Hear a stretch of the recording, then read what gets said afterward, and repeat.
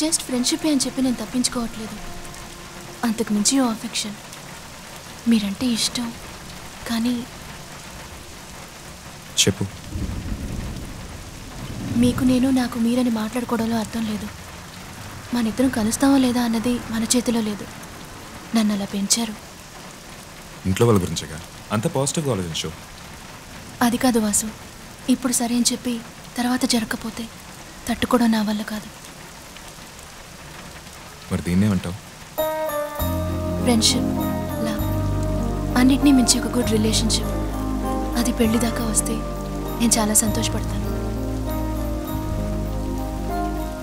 ఏవైనా తప్పుగా మాట్లాడానా? ఇప్పుడే నాకు బాగా నచ్చావు. ఇది మళ్ళీ చెప్పండి.